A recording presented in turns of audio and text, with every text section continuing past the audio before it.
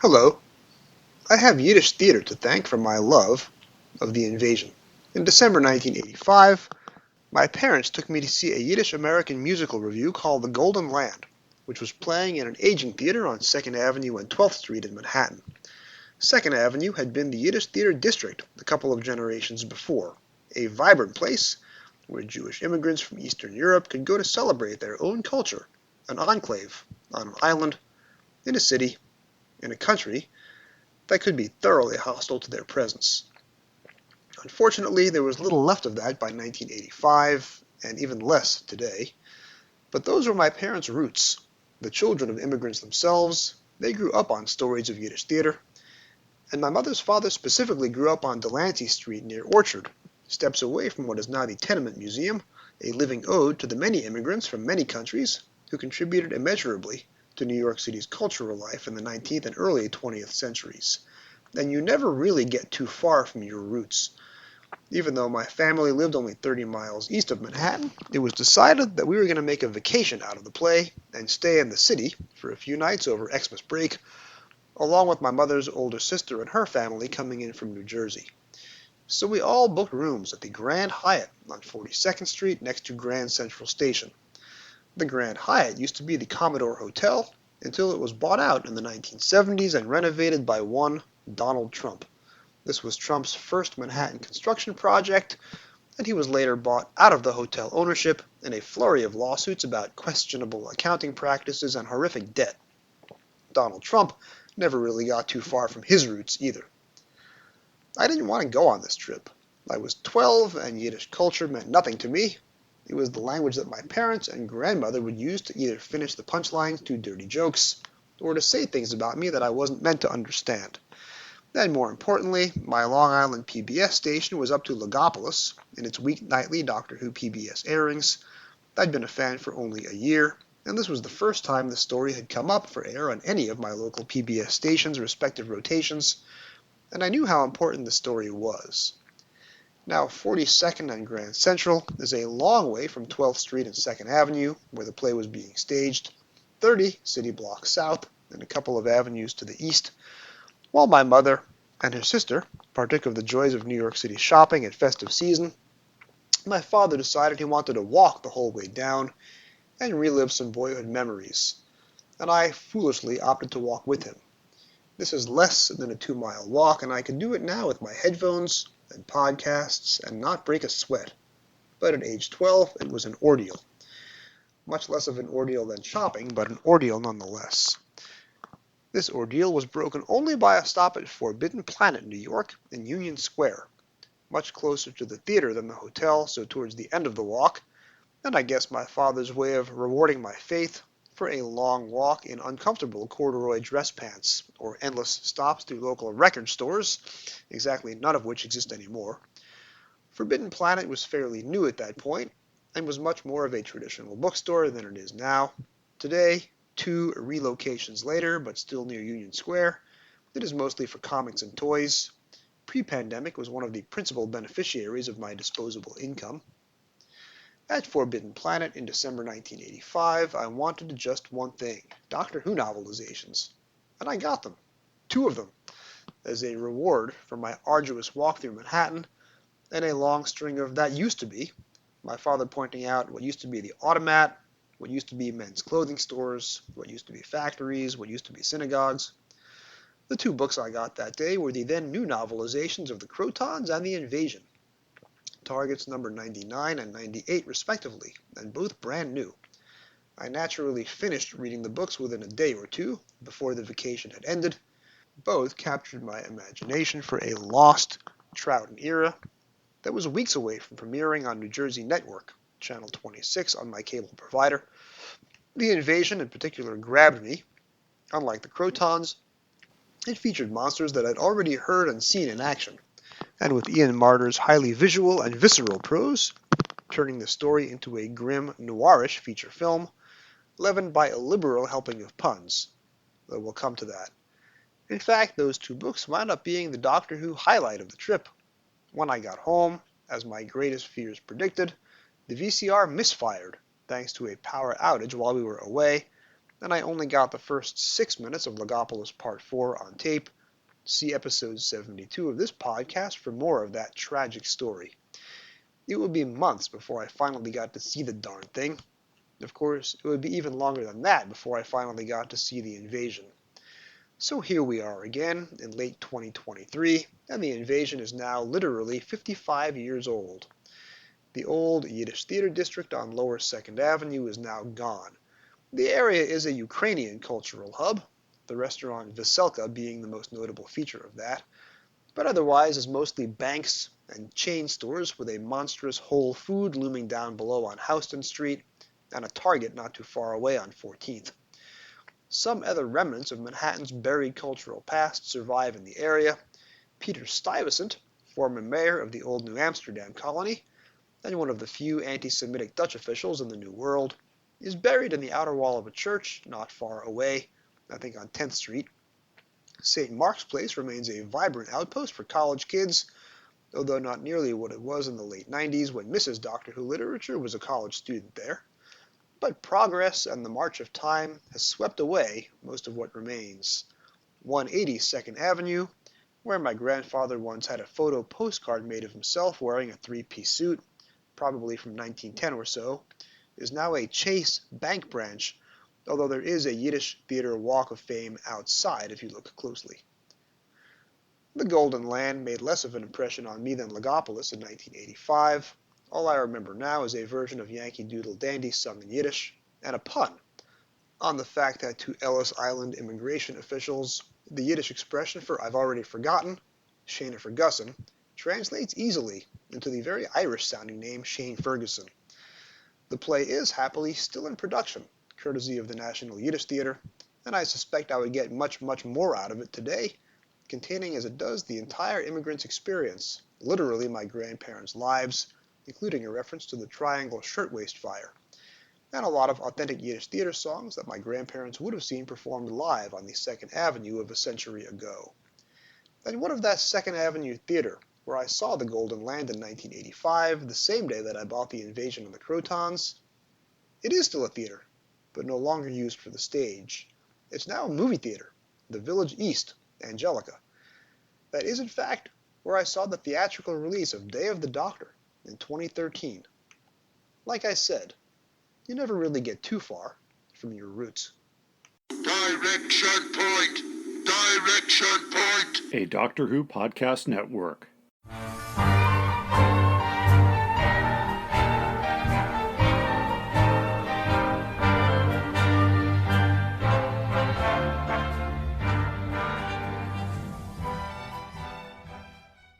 Well, hi everybody! Welcome back to Doctor Who Literature, the podcast taking you through the world of the Doctor Who novelizations put out by Target Books from 1973 onward in publication order. We're a member of the Direction Point Doctor Who podcast network. My name is Jason, and I'm your host on this journey, this very long journey. I come to you from the eve of festive season, in between the airing of The Giggle and The Church on Ruby Road.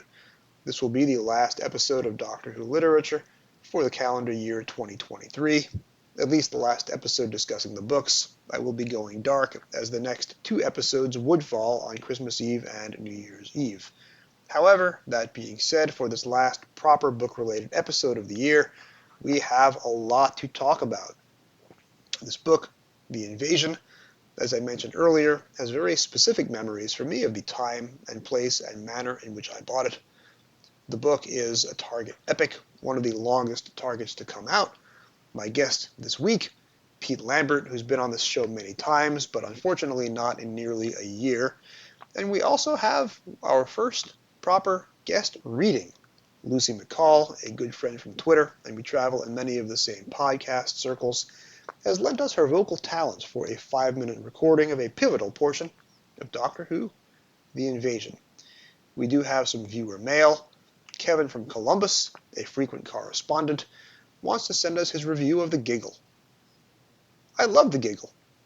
From beginning to end, I watched Logopolis in my very first year of watching Doctor Who, and it did not disappoint. Neil Patrick Harris was absolutely sensational, and the cast was superb. Harris could have chewed the scenery as a goofy villain, and didn't. David and Catherine could have phoned it in and let Shooty have the limelight, and they didn't. Also, there was Bonnie Langford, not screaming, but actually helping the doctors and just a real treat. Harris, who has the Gen X, Y, and Z groups, from various shows such as Doogie Howser, MD, and How I Met Your Mother, takes a real dark turn in this episode as the toy maker, and that was wonderfully done. The Doctor, Donna, Bonnie, and the rest just give 110% to this final special. Then there is the regeneration, or bi-generation as they call it, and Shooty is so off the board. He will be a fun Doctor to watch, starting on Christmas Day. I wish you and your family a Merry Christmas, Happy Holidays, and the best of a new year. See you, or should I say hear you, in the new year. Kevin in Columbus. Thanks again, Kevin. I recently moderated the Trap 1 episode on The Giggle, and Callie, who briefly cameoed in last week's episode as she and I discussed The Giggle, also makes a brief appearance in that Trap 1 episode, which I highly recommend you check out. I will also be appearing on the Trap 1 episode for Church on Ruby Road, which we hope to record very soon after its December 25th airing. Meanwhile, today's going to be a long episode, so buckle up. A conversation with Pete Lambert, a guest reading from Lucy McCall, and my thoughts on the text of the invasion itself. Let's get to it. Hi, I'm Rupert Booth. I am known as Paul Ferry. And my name is Barry Williams. Together, we host Time Ram. Time Ram's a cruel mistress. It's a random number generator. That also. We roll a number from 1 to 13, and that's our Doctor. Then 1 to 300 for the story, and then we ram them together. Even if it doesn't make sense. Cruel, I tell you. Time Ram, putting the wrong Doctors in the wrong stories, so you don't have to. You're listening to Doctor Who Literature. All right, welcome back to the show, Pete Lambert. Pete, my friend, how are you? Hello. I'm in good spirits, but I've got quite a cold at the moment, so if I'm a little bit not as gravelly as Patrick Troughton, but my voice is a bit gravelier than it usually is. If you had taken the conversion or upgrade to being a Cyberman, this would not be a problem for you. Why would you decline their generous offer? Sign me up. None of my little transistor radios have got any of the right microchips in them, I guess. Otherwise, it would have just happened automatically. Now, of course, the disadvantage is that in every episode, the Cybermen have a different vulnerability. So in 10th Planet, it was radiation. In Revenge of the Cybermen, it was gold. In Silver Nemesis, it was Ace's slingshot for some reason. And I think the vulnerability in the story we're discussing today, emotion, was also used briefly at the beginning of Ascension of the Cybermen. I seem to believe one of the weapons that the 13th Doctor's human allies were throwing at the Cybermen was a version of the Cerebration Mentor from this story, although I have not watched Ascension since the end of my pilgrimage in 2022, and I don't foresee watching it again anytime soon, so I don't quite remember, but I think I have that right. Yeah, they've got that real repressed emotions thing going on, haven't they? With this one. It's one of the great things about the new series is there are so many deep cut continuity references to the classic series, as we saw in the most recent episode aired, The Giggle, which was basically a continuity fest. So even if it happens in the invasion in 1968, you can bet that the new series is still going to be referring to it over and over again. Yes, yeah, and of course we get international electromagnetics coming back, don't we? In Russell T Davis's time, but yeah, it's going to keep cropping up, and it's such a good story. That's tickling a memory that I can't quite bring to the surface. When did international electromagnetic come back under RTD? Yeah, Thingy of Steel, Age of Steel, Rise of Steel, Rise of the Cybermen, Age of Steel. Is that right? Or have I got that the wrong way around? Or is it Age of the Cybermen? No, that doesn't sound right. No, it is. Yeah, and that two-parter anyway. Yeah, or I think, is it just called IE in that? Yeah, it's been a while since I revisited that one, but yeah, it's definitely nodded to. Yeah. I have no recollection of that at all. I do remember that in Under the Lake and Before the Flood, there was a reference to Vector Petroleum, which was supposed to be Victor Pemberton. I am drawing a blank on International Electromatics appearing in, and you are right, it is Rise of the Cybermen, Age of Steel. I guess I got the title right. Yeah. Well, it might be my my medication talking. No, that's right. Yeah, in Pete's world, it is in International Electromagnetic. I can't. Two words I have real trouble saying are electromatics, because I want to say electromagnetics, and cerebration, which obviously makes me want to start singing "Cool in the Gang" stroke Kylie Minogue every time I come across it, which really doesn't suit the tone. You've got this fantastic Doctor Who does film noir thriller. And yeah, it's not really, that disco anthem isn't quite the song that I want to have in my head, but then that's what Doctor Who does, isn't it? Celebrate good times. Come on. Yeah. So I have gone to the fact machine while we were talking, and yes, you are right. In Rise of the Cybermen, the truck that is used as the mobile Cyberman conversion factory is given the logo International Electromatics. And then there's a mention later in the story of vans being hired out to a company called International Electromatics. I knew that and I punched my fist in the air when I first saw it in 2006, and I've completely forgotten it in the intervening 17 and a half years, or I never noticed it in the first place. God. I'm leaning towards the former. 17 years? Sorry, yeah, moments like that. 17 and a half years. Well, and this is a very anniversary-ish story, because I've just got looking at my notes right about it, reminding myself that this today is the 55th anniversary of episode 5. Oh, sorry, no, episode 7, the penultimate episode, went out 55 years ago today as we are speaking. And that's right. Could you call it Doctor Who's 5th anniversary story? Because it was. As I mentioned on a recent Reality Bomb, when I was talking about the evolution of Doctor Who, yes, episode 4 of The Invasion went out on November 23rd, 1968. Nobody was celebrating the 5th anniversary at the time, and that episode has since been lost, but it was the one with a live helicopter rescue on camera. So the show had grown up quite a bit between Unearthly Child and Invasion, episode 4. Yeah, the difference is phenomenal, and it's really interesting looking at the evolution of invasions of Earth as well. You know, so we have the Dalek invasion of Earth, where it's obviously after the fact, and we're looking at the consequences, and we're filming it at 3 a.m. Then we get to not 3 a.m. You know what I mean? Dawn's first light, and then we get the War Machines, which is a big leap into we're actually in the middle of it happening now. It's all kicking off here in contemporary London for the first time, but then this takes it even further, doesn't it? And I think brings that spy thriller vibe to it, which I really like. It's one of those stories that needs 8 weeks to tell, and I know there is a knee-jerk reaction on Doctor Who fandom that any story that is longer than 4 parts is quote unquote, say it with me, 2 episodes too long, close quote. But I think The Invasion needs to be an 8-part story, because the first 4 parts are the setup, where you know that Tobias Vaughn is up to no good, and you know he has outer space allies, but you don't know who they are. And then the back 4 parts is the actual Cybermen invasion, and that was necessary because in the classic series, those Cybermen costumes were expensive and uncomfortable, so you always needed to minimize the amount of time that your actors would spend in costume.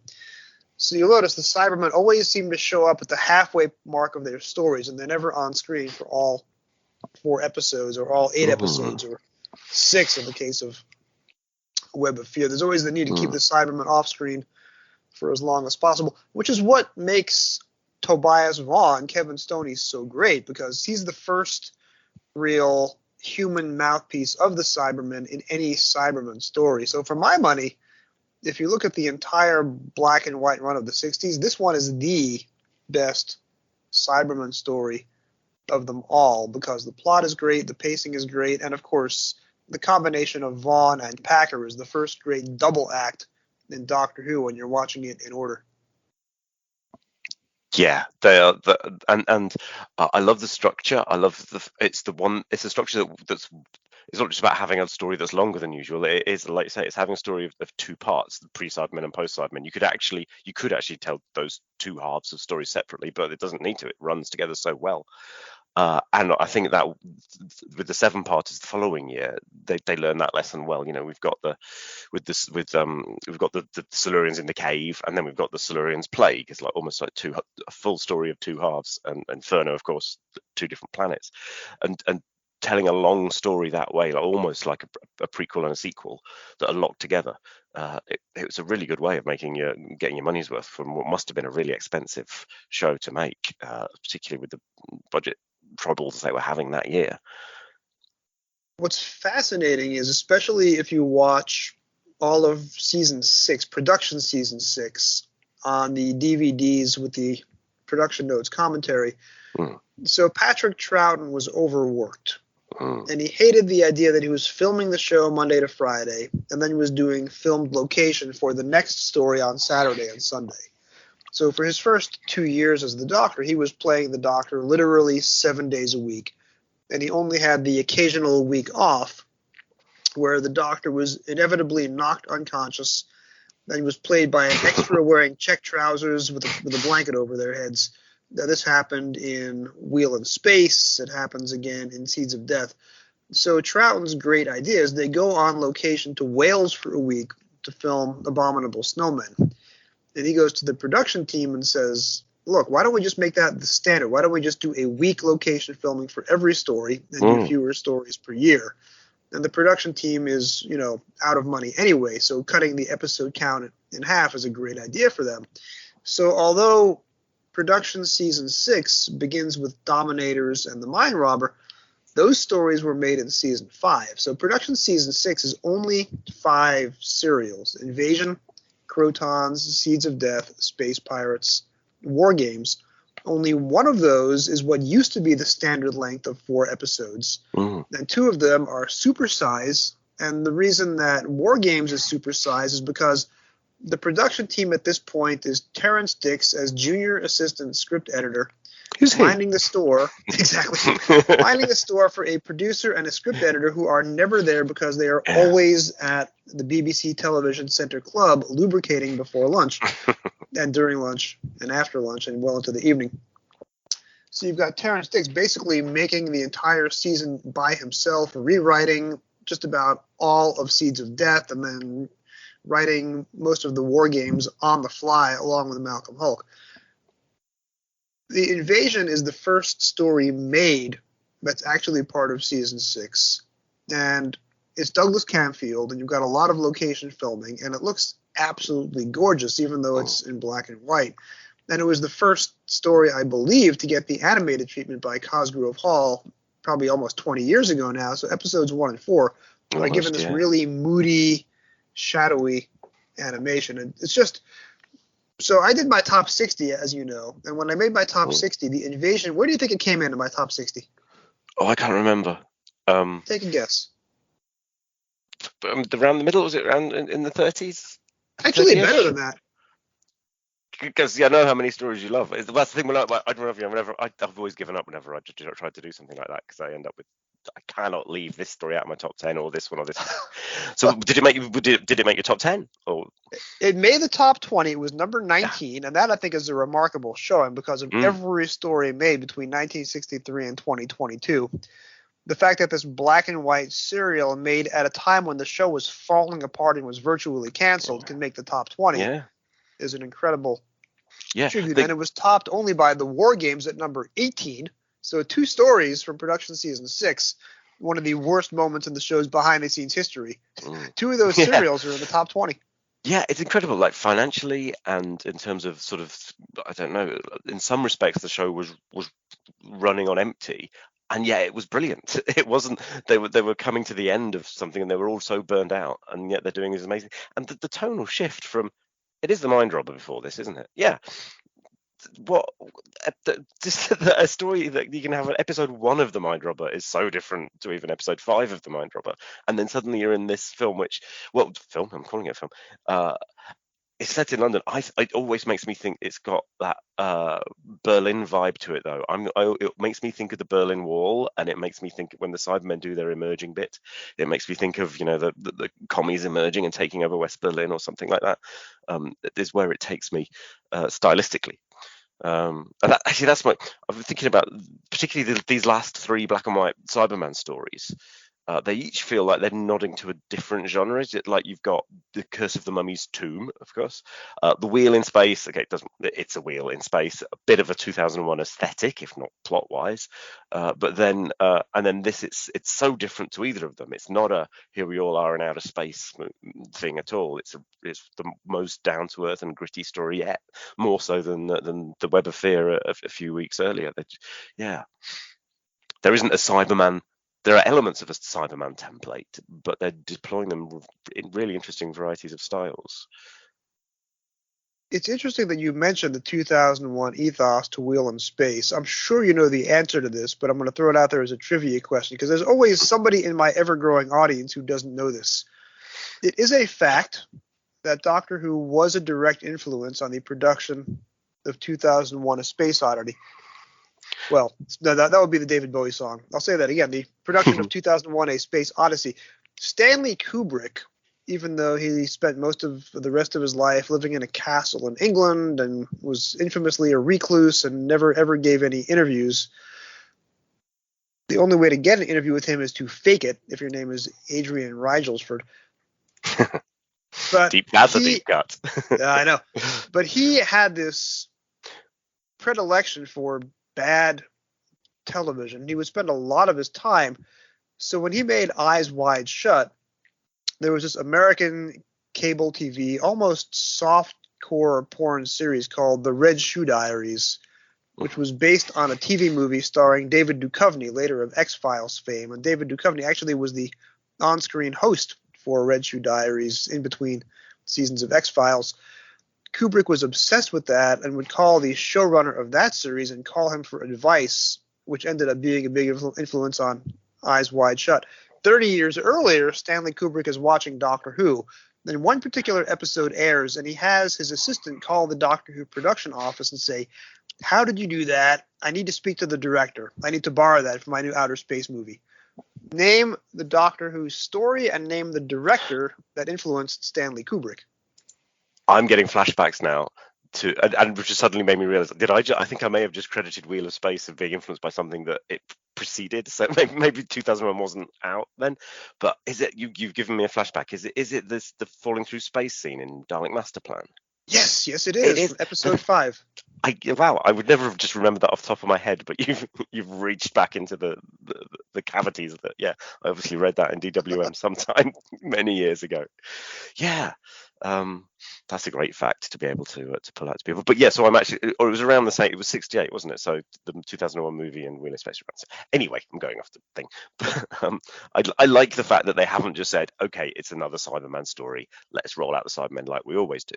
They've completely thought, what else could we do with the Cybermen, and done something really different to what they've done before, while still using their great strengths. And I want to point out that the director of Dalek's Master Plan is the same director of this story, Douglas Camfield, one of the all-time greats.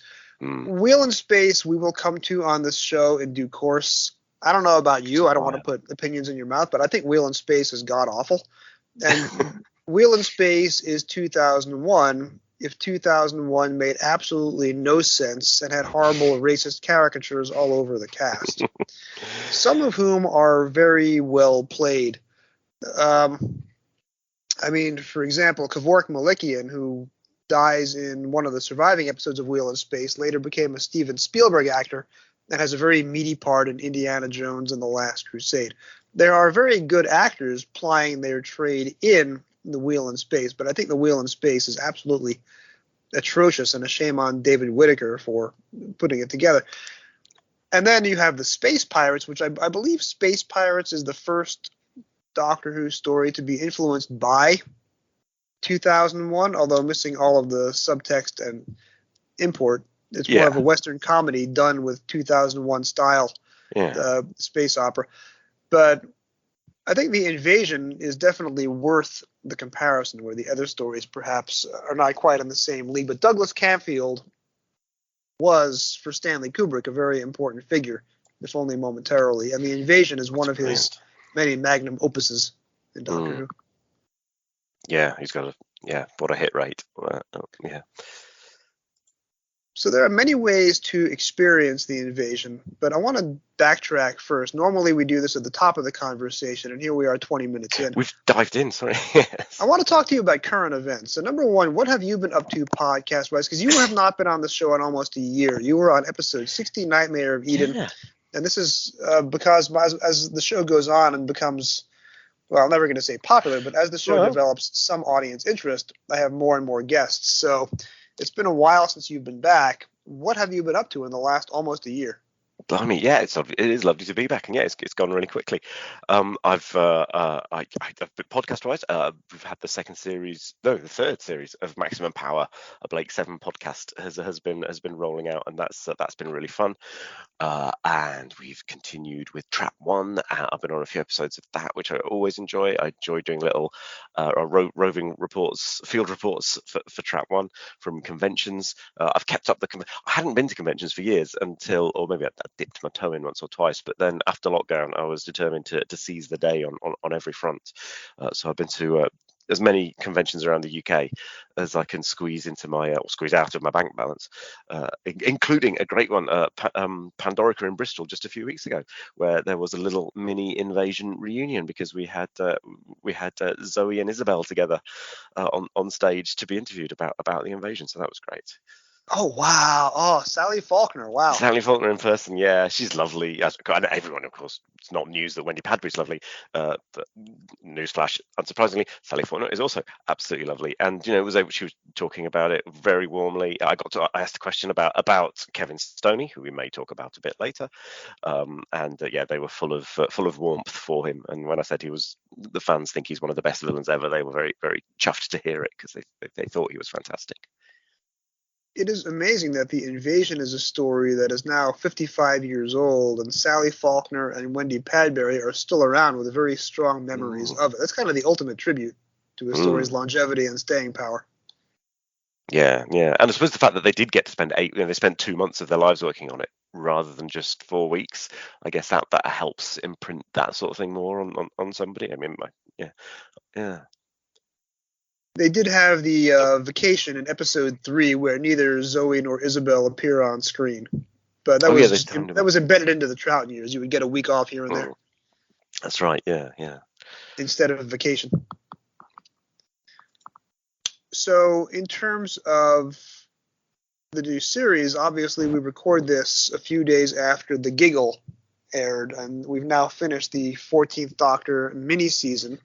We are on a very short hiatus until the Christmas special airs a couple of weeks after we record this.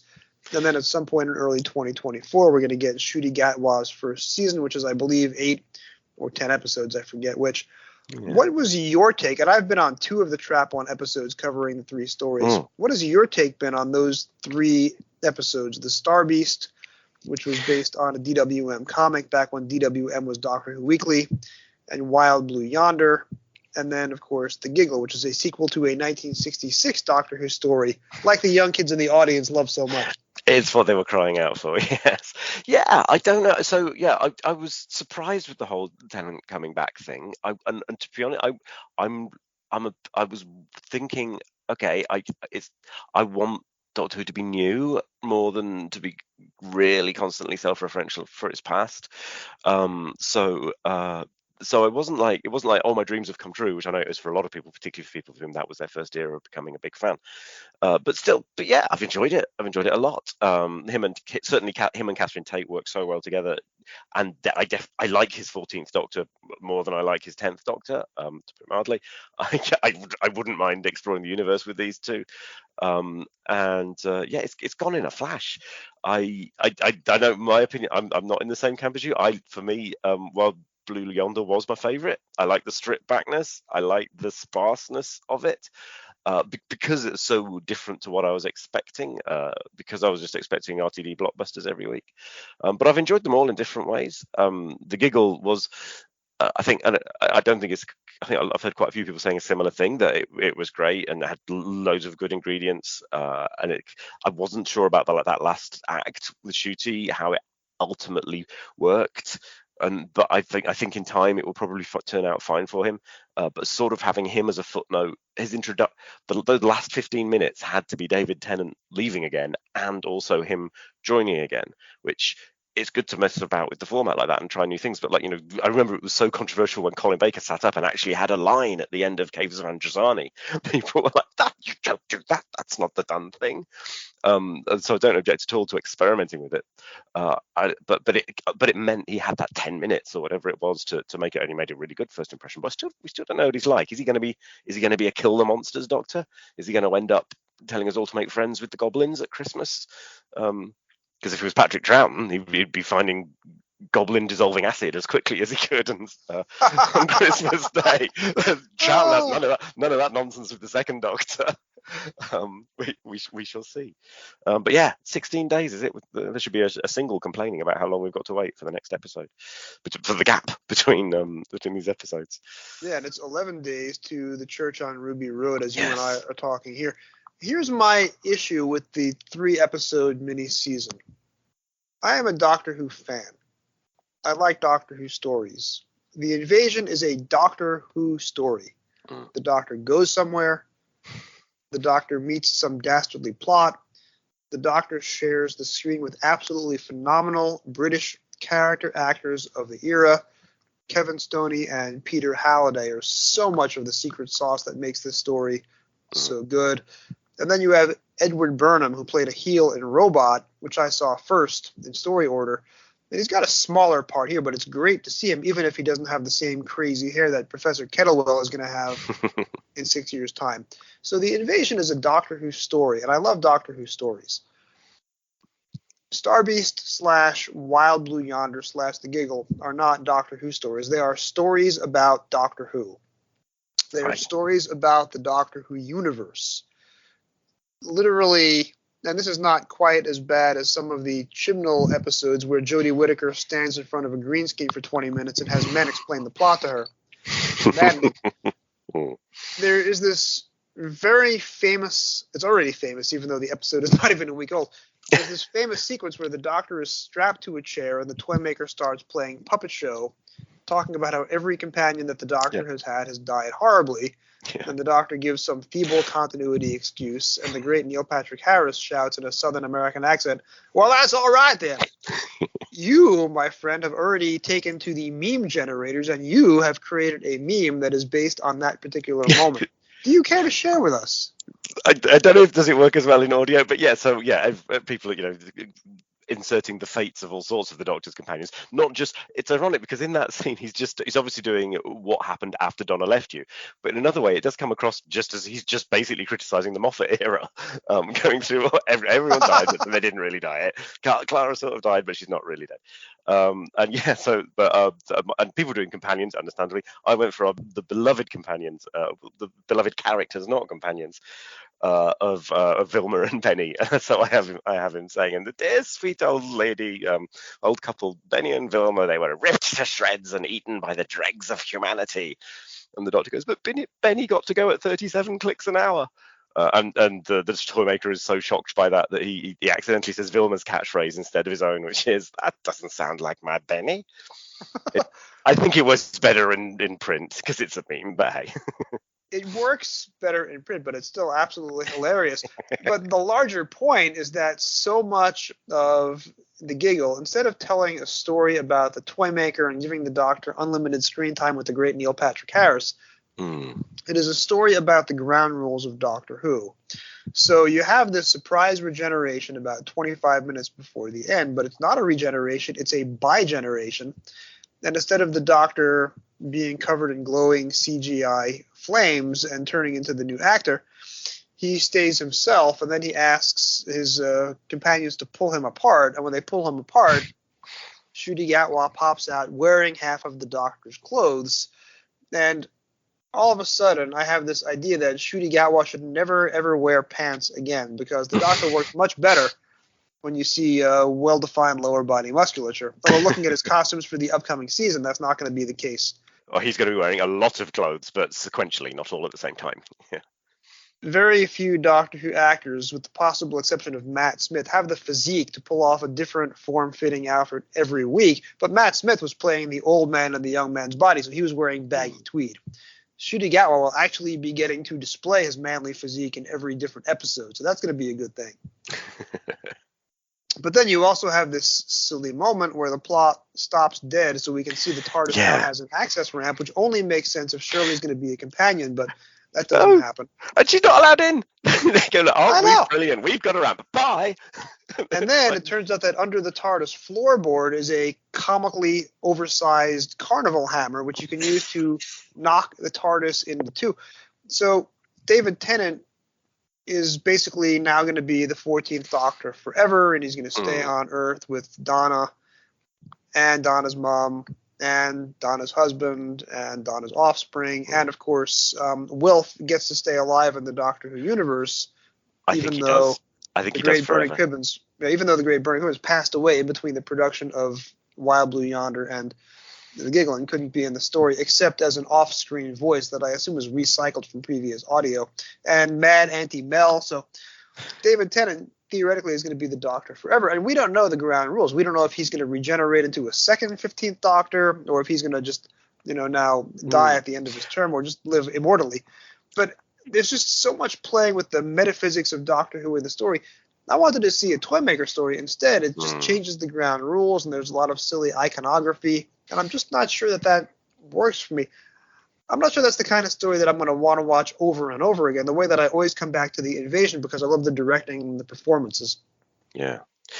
Yeah, and like what so and the thing comparing the Invasion to the Giggle is, we could have had an hour of riveting story about the build-up, about people noticing something was wrong. As it is, they notice the Giggle, the Doctor waves a sonic screwdriver, he jumps in the TARDIS. It seems like 10 minutes later, it's all just fixed because that didn't really matter anyway. The Giggle is so rapidly dealt with so that we can do the funny dance and then do the get onto the lore changing, which is what the story is really all about. Which again is I mean, I don't, is it for a spin-off or my pet theory is that it's because it's so that I think what they're going to do is let Ncuti Gatwa have a year off. I think he'll do 2 years, and then it won't be a spin-off with David Tennant. It will just be the next series of Doctor Who will be David Tennant again, and then then Ncuti comes back. Maybe, I don't know. Because they have so much trouble just making 1 year's worth of Doctor Who episodes every 12 months. The idea that they could even contemplate creating 2 different shows worth of episodes for 2 different shows every year simultaneously seems like beyond the reach of TV production these days, but maybe they can. I mean, you now have Sony, which is the owner of Bad Wolf, and you have a distribution deal with Disney, and I don't know how much money is involved in that for production or if Disney is only the carrier. But you have 2 of the richest corporations in the history of the world, Sony and Disney, funding this show. You could theoretically have multiple high-profile, high-quality spin-offs like Star Wars is doing on Disney Plus and like the Marvel Cinematic Universe is doing on television. The Marvel Television Universe, or the MTU, as absolutely nobody calls it ever. So you could, like RTD said, you could have, the Nissa Chronicles. You think it's doable? Yeah. But for now, I want to see Doctor Who stories rather than stories about Doctor Who. So I am hoping, and I know it's blasphemy for me to say this because I love continuity and I am more excited by references to the 1960s than by new stories. I would like to see a clean slate with the Ncuti Gatwa Doctor and just tell interesting, bold, emotionally devastating new stories without silly monsters like we saw in Wild Blue Yonder. I just want good, scary stories that appeal to everybody between the ages of 8 and 88, like the classic series was so good at. I don't want endless, pondering stories where the Doctor has to be sat down and shown flashbacks, and then the metaphysics of the universe have to change, and then there's a carnival hammer, and all of a sudden now there are 2 TARDISes, and I want more classic series style storytelling in the new series and less of what we've been getting. And I am hoping that the first Shooty episode in 10 days, 11 days, gives me what I want. But based on everybody else's comments on social media, I think I am the only person in Doctor Who fandom who feels this way. So time will tell. It always does. Yeah, no. I mean, I wouldn't disagree with what you're saying there at all. You can't have a series that I kind of I've written these 3 David Tennant specials off to a certain extent, and thinking that it would just be non-stop continuity and stuff. I'd say written off. I mean, they're enjoyable to watch, but yeah, Doctor Who has to be new. Like, they had the right idea with Jodie's first series of giving it a clean slate, and I think Ncuti would really benefit from that as well. What you then do with it is all in the hand of the people involved. But yeah, create who are going to be the new monsters that we've never heard of before. You are, I believe, contractually obligated with the estate of Terry Nation to feature the Daleks once a year, even if it's only a glorified cameo. So I'm sure we'll be seeing a Dalek at some point in the 2024 season. And I love to see old monsters brought back in good ways. I was super excited when the Macra came back, and I think even though Neil Patrick Harris claims that he'd never heard of Doctor Who before 2 years ago when he was contracted, I think he is a great toy maker. And I also didn't like the way he was dispatched while we're on the subject, because in the classic series, the toy maker has to be dispatched in clever ways. Like in Superman, Mr. Mxyzptlk, I'm sure I'm pronouncing that wrong. Mr. Mxyzptlk in Superman can only be dispatched by convincing him to say his name backwards. And once he does that, he disappears. And it's the same way in every comic. You got to say Mxyzptlk backwards. I think it's pronounced a little differently, but when I was a kid, I was saying Mxyzptlk, so that's how I still say it to this day and age. But the toy maker had to be dispatched in his original story by a clever ruse of the Doctor sneaking into the TARDIS and imitating his voice. Here, the toy maker is dispatched because he can't catch a bouncing ball. And that is not very dramatically satisfying to me. No, it's definitely I mean, it's supposed to be I suppose it's a surprise that it's that easy, but it just says this story doesn't care about that. This isn't a story really about that, is it? Yeah. But yeah, Russell T Davidson is I could do a whole other podcast about his reset switches and all of that, which I would have been, if I had been podcasting back in the noughties, I would have been doing. I don't want a reset switch in every story. I don't want characters becoming immortal. I mean, the power of the classic series is that when the Doctor dies, he's dead and only comes back during anniversary specials every 5 or 10 years. I like the dramatic power of that, and we may be losing that with the idea of bi-generation. We don't know. Maybe the rules aren't set in stone. But I want less stories about the rules and more stories about the Doctor and the monsters, which brings us back to the invasion. There are many ways to watch the invasion. There's the surviving video. There is the 2 animated episodes. There is the novelization. There is the audiobook of the novelization. When did you first experience the invasion in any format? I got this novelization was the first I knew of it, and it was around this time that the first I fully had the story. I'd seen it. I guess I'd known about it from there used to be what was it called, TARDIS Trips, something like that. TARDIS. What was it called? Doctor Who magazine used to summarize just the cliffhangers of every episode, and that's all you got. You just got, and every week they had, every month. It was at that point they had, I don't know what they did, six or so cliffhangers, and they were just making their way through the entirety of Doctor Who. And so you had these snippets of stories. There might have been an archive in Doctor Who magazine where you got a bit more detail, but then the target coming out, it was certainly before I saw it on video. It wasn't that much longer. I did get it on video via a friend of a friend of something on a very, very wobbly classic late 80s fan pirate video experience. So that would have been 1987 when I was 14. And what a tonal difference to the 1987 season of Doctor Who, where we were being served Delta and the Bannermen, which is not a film noir by any measure. So for me, it's What about kind you? of similar. I would have got, and I'm telling the entire story of how I first came to this book elsewhere in this episode, but I got the book in December 1985, very soon after the release date, and I just hoovered it up as a reader. But at that point, we had just learned in the US 3 months earlier that we were getting the Patrick Troughton package, but they had to go through the 17 surviving Hartnell serials first.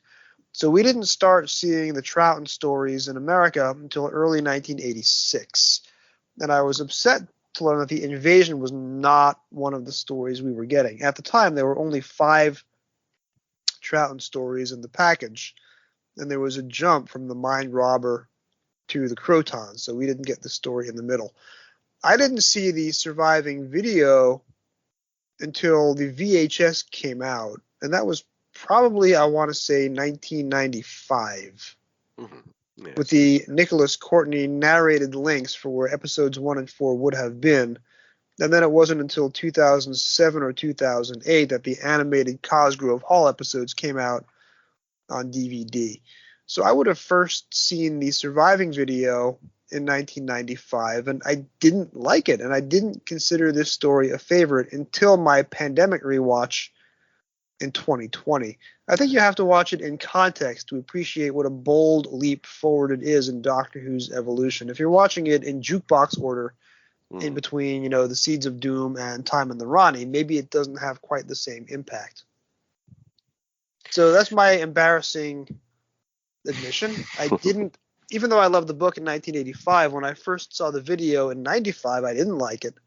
And it wasn't a story that I came back to over and over again. And when I saw the DVD in 2007, it also went in one eye and out the other. It wasn't until 2021 that this story made my top 20, and there it will stay forever. How about you?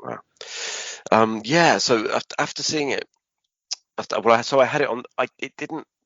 I think I made the mistake of sitting down and trying to watch this very poor quality video of it all in one go, having liked the book a lot, but it did feel like it was really long the first time I watched it, and it was when I later got it on the VHS. Oh, I think my flatmate had all the VHSs, and so that was when I got to see it in good quality for the first time, and that was when it instantly became one of my, well, not instantly, that was when it eventually and rightly became one of my favorites, because I think we've probably watched it a couple of episodes a night, and did that sort of thing going through it. The most recent version of it that I've listened to in preparation for coming on here is the audiobook, which only came out in 2016. Ironically, that's the audio only version is the newest version of it, read by David Troughton, and it's great. He gives a really good reading. This is, with the exception of Terminus, it is the longest novelization that we've had in a decade, publication order-wise. It ends on page 159. Except for Terminus, no other novelization after 1975 or so goes past page 144. So Ian Marter is given the space to just really explore the studio. And he invents some scenes, and he tells a very graphic story. And I'll do a breakdown as to what he does to the text later on. But for your purposes, as my guest of the week, what are some of the selling points of the novelization? I think it's really pacey. It's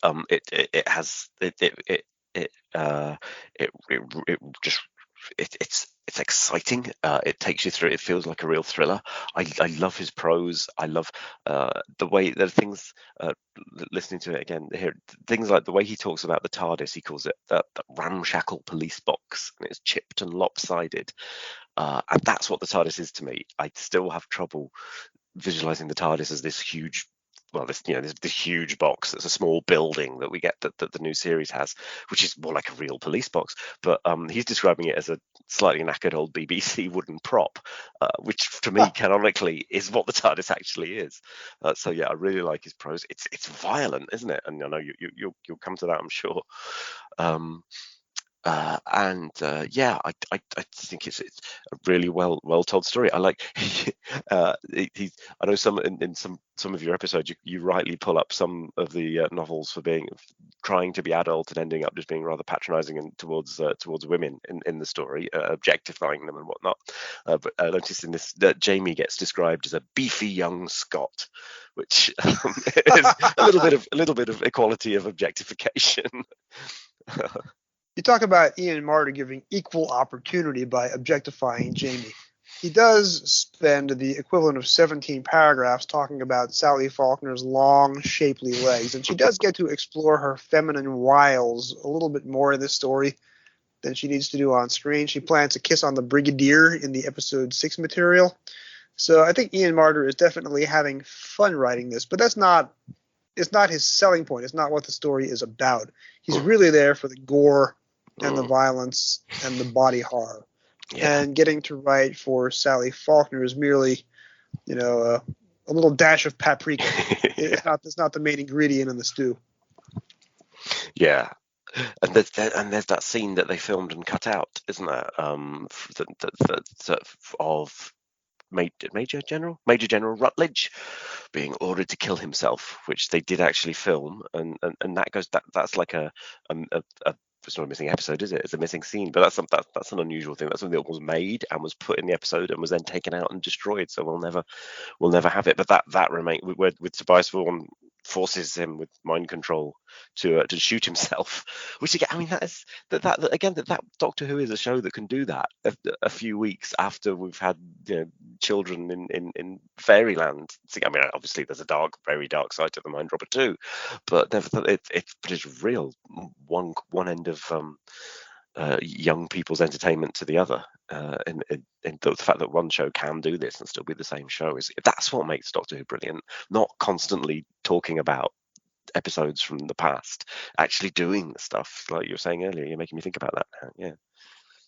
And the way Martyr writes that scene is very controversial. And you're right, I will be talking about that in the audio essay, so I'll defer that. What are these selling points of the TV serial to you? There's a lot of high points to this story. There's a lot worth discussing, and we only have about 15 minutes left. So what are some of the big selling points of the invasion on TV to you? Two things to start. My favorite moment, because it's a thing that I've seen lots of times now, and it still sometimes takes me by surprise. It's the end of episode 5, the Mad Cyberman in the sewers, and this thing comes screaming at them out of the dark. That's been set up earlier because the one has sent it off into the sewers and he's cackled and doesn't care, and that's the last time Doctor Who scared me, like really scared me. It was about 3 or 4 years ago watching that, and I would kind of not. It was very late at night, and I was kind of forgetting that it was coming, and it really made my hair stand up because it was such just a scary moment. Because they're emotionless, and to see one crazed with and dangerous was just that really works. But the other thing though that really sells it is the relationship between Vaughan and Packer, it's Kevin Stoney basically, but full credit to the Packer actor, who I will quickly look at my cast list because it should be on the tip of my tongue and it's not. What's his name who plays Packer? Because he's in Ambassadors of Death, Silurians, Remembrance of the Daleks. Peter Halliday, of course, it's Peter Halliday. He's Cybermen as well, voices as well, isn't he? The relationship between those two and the way it ebbs and flows. It reminds me might be a bit abstract, but this is how my brain works. This reminds me of the 70s and 80s sitcom Yes Minister and Yes Prime Minister. You have the characters aren't similar, but in that you've got this minister and the head of the civil service, and they are dancing around each other and their moods change, and I don't know why. They're nothing like them really, but apart from that they're characters who just spark off each other so well, and but Kevin Stoney in particular can take that can take a line and just say it so many different ways, and he's so calm, and he's, you know, the way he chuckles when Zoe and Isabel destroy his reception computer, and he's genuinely amused that they're destroying his thing, and then later when the stakes get higher, he's so on edge that he's absolutely about to burst. And then when Packer dies, he's bereft, and he's just and a lot of those scenes are on location, so he was filming them first, and delivering a very different performance, because he's like King Lear without his fool or something. His axis doesn't work anymore, and so he's sort of struggling to. And him and Troughton then work together really well, incredibly well, and you can, because Troughton always brings out the best in everyone anyway, and so when he's got someone that good, it just absolutely soars. Yeah, sorry, long answer. Those are the first two. Also the music. Number 3, the music. Which doubles as the opening theme to the Trap One podcast. Oh, perfect choice. Mark couldn't have chosen better. See, I have the Dudley Simpson unit theme from season 7 as my outro music, but Mark has the music from this story as the Don Harper unit theme from episode 2 of this story as the Trap One intro. So that's part of the Invasion's immortal afterlife. Every time you hear Trap One, you are listening to a little bit of the Invasion. Yes. And I didn't know that when I first started appearing on Trap One. I was on it for several years. It wasn't until I got to the Invasion and my pilgrimage in early 2021. But wait a minute, that music. I know that music. It's the Trap One. It's the unit theme from Trap One. Of course. I've mentioned this before on the show, but you could do an actor's class. You know, one of these acting exercises where you have to only use one word over and over again and give it a different emotional inflection. The way that the word Packer is used as a weapon in this story is one of Doctor Who's crowning achievements, and I do not say that lightly.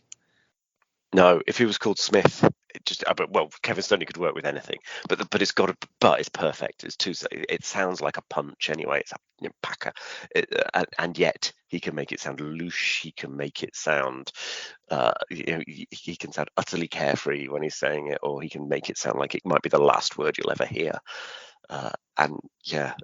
He's got so many levels and twists, and I think people always end up saying, why didn't this guy end up in a Bond film? He's the best Bond villain that there's ever been. He's got the capacity to do that so easily, and he gets one of my favorite lines of his, because it's a bit of a standard trope for a villain for a villainous genius to turn to their henchman, and he says, as Packer is taking someone away to be interrogated, he says, "You might even offer him a little encouragement," and it's that which is spoofed brilliantly in the Mark Gatiss radio sitcom Nebulous from the early 2000s, where David Warner is the evil genius, and he sends someone away to be tortured, and he said, "And you will take care of him." But his thug turns around and goes, "What, you mean like literally take care of him, or do you mean like kill him and torture him?" Which was it's a great little trope, but every trope has to have an origin, and this was its origin. But they deliver it so well, yeah. And in some ways, this is the best unit story, even though it's the first unit story. Because think about the resources that they have. Yeah, you have their HQ is an actual airplane that flies around the country, going from abandoned airbase to abandoned airbase. And it's the size of a TV studio on the inside. It's dimensionally transcendental. And the Brigadier has a lot more resources. Now, this was the era where he had a different captain borrowed from the regular army. And there's a different captain in this story, and in Spearhead, and in Doctor Who and the Silurians. And it isn't until they finally make Captain Yates a regular in season 8. Captain Turner is one of my favorite of the original unit captains, and he has a little romantic subplot with Isabel Watkins, which is a nice little, Dolly Soldier. My Dolly Soldier, exactly. My Dolly Soldier. That's the second catchphrase of this show, which gets somewhat eclipsed by Packer, but it's a nice one. So Nicholas Courtney, it's his third time on Doctor Who, but it's his first time as a regular, and this is the template for what season 7 is going to be. The best idea that Derek Sherwin ever had. How great is Nicholas Courtney in this story? He is amazing, and it's like he's almost the Brigadier that we'll know for the Pertwee era, but in a way he's because obviously he's not had all those years of putting up with Pertwee. He's more. This is clearly a guy who is in command of, is it hundreds or thousands of sort of brigadier.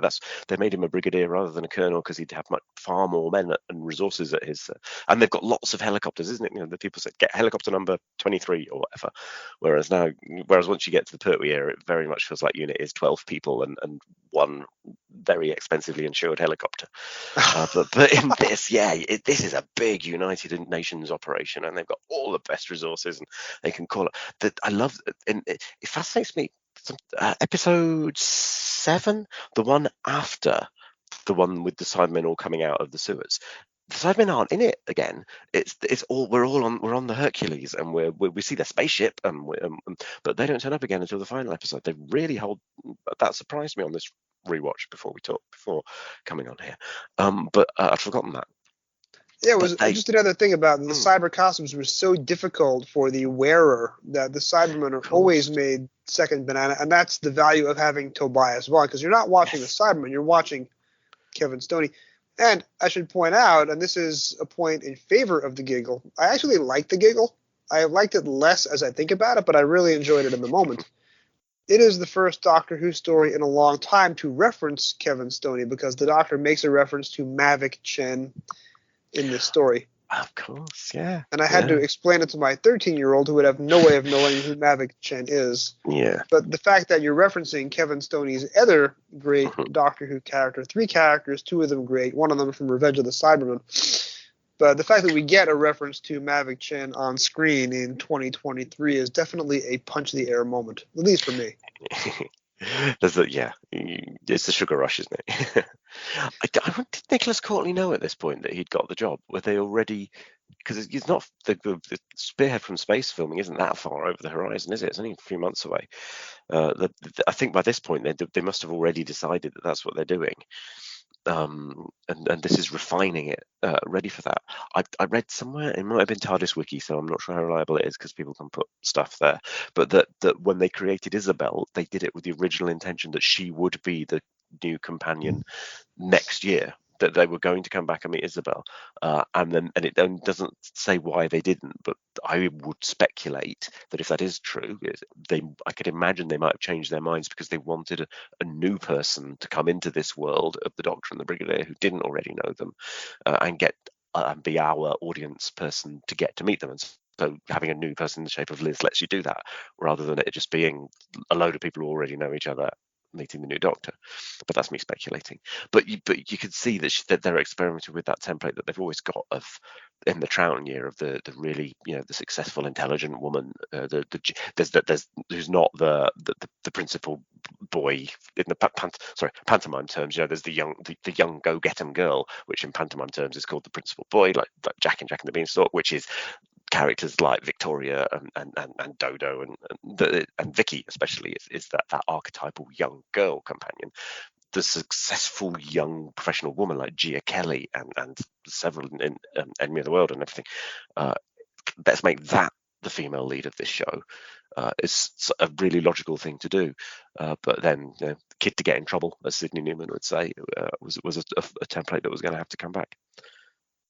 Paul Scoons told me the last time that he was here that starting about 15 years ago, when they started redoing the production of commentaries on the DVD, because all of a sudden they had access to the production files and they had a lot more data points to put in. So they rewrote a lot of the original production note commentaries. So it's been a while since I've even watched the Invasion production notes, but I suspect that if we ever get season 6 on Blu-ray, and with the exception of 5 episodes of The Space Pirates, we have all of season 6 extant. So maybe that'll be the first Troughton Blu-ray to come out. I don't know. I have no information.